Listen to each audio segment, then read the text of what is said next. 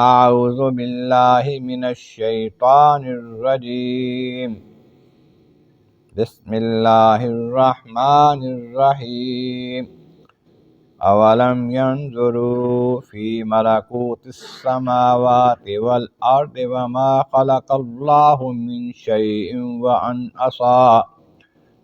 عسى ان يكون قد اقترب اجلهم فبأي حديث بعده يؤمنون من يضلل الله فلا هادي له ويذرهم في طغيانهم يعمهون صدق اللہ العظیم۔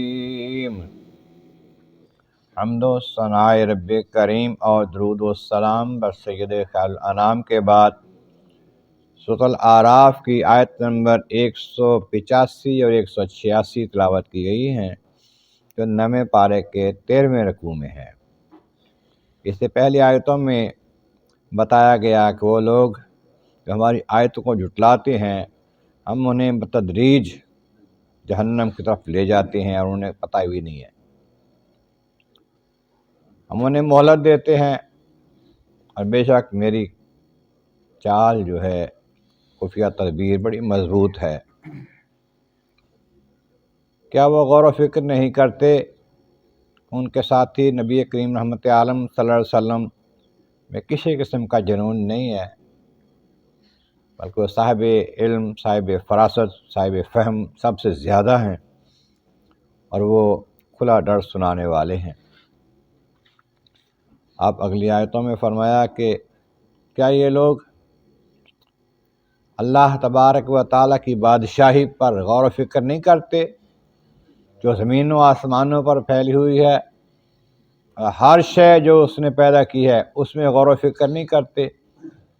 زمین و آسمان اور اس کے اندر جو کچھ ہے، ان کے علاوہ جو ان کے علم میں آتا ہے، فرشتوں کا، جنات کا علم، پھر نباتات، حیوانات، ہر شے، جمادات، کوئی بھی چیز، ریت کے ذرے سے پانی کے قطرے سے لے کر آسمانوں تک ہے، ہر شے جو ہے اس پر توجہ کریں، غور و فکر کریں تو اللہ تبارک و تعالیٰ کی قدرت نظر آتی ہے۔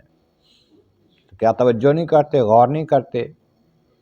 اور حال یہ ہے عسیٰ ان یکون قد اقترب اجلہم، کہ پتہ نہیں ان کی قریب آ گئی ہو اجل، موت، کل ہی یا آج ہی کسی وقت ان کا انتقال ہو جائے۔ حال یہ ہے کہ موت آنے والی ہے، لیکن توجہ نہیں کرتے اللہ تعالیٰ کے احکامات کی طرف، اس کے نبی کے بتائے ہوئے پیغامات کی طرف، کائنات کی طرف نہیں توجہ کرتے کہ بنانے والا پروردگار، اس کو مان لیں ہم۔ اگر نہیں مانتے، اب بھی نہیں مانتے، نبی آخر الزمان آ گئے، سارے نبی پیغام حق دیتے چلے گئے، نبی آخری آ گئے، کتابیں آئیں حق کا پیغام دیتے ہوئے چلی گئیں، آخری کتاب آ گئی، اب کس بات پر ایمان لائیں؟ بھئی یہ حدیث بعدہ یؤمنون، اس کلام کے بعد، اس قرآن کریم کے بعد کون سی کتاب کا انتظار کرتے ہیں اس پر ایمان لائیں گے؟ یہ آخری کتاب ہے، آخری نبی ہیں، ان کا پیغام آخری پیغام ہے حق کی طرف سے، ان کو مان لینا ہی بھلائی ہے۔ اگر نہیں مانتے تو سن لو، ومن یضلل اللہ فلا ہادی لہ، اللہ جس کو گمراہ چھوڑ دے اس کو کوئی ہدایت دینے والا نہیں۔ نہیں مانتے، ضد کرتے ہیں، عناد رکھتے ہیں، نبی کی مخالفت کرتے ہیں، کتاب کے احکامات کو نہیں مانتے، اللہ کے ارشادات کو نہیں مانتے، تو ضد جب کرتے ہیں تو اللہ تعالیٰ ان کے دل پر مہر لگا دیتا ہے، اب پھر وہ ہدایت کے قابل نہیں رہتے۔ فلا ہادی لہ، اس کو پھر کوئی ہدایت دینے والا نہیں ہوتا، کسی طریقے سے ہدایت نہیں پاتے، گمراہ رہتے ہیں اور جہنم میں جاتے ہیں۔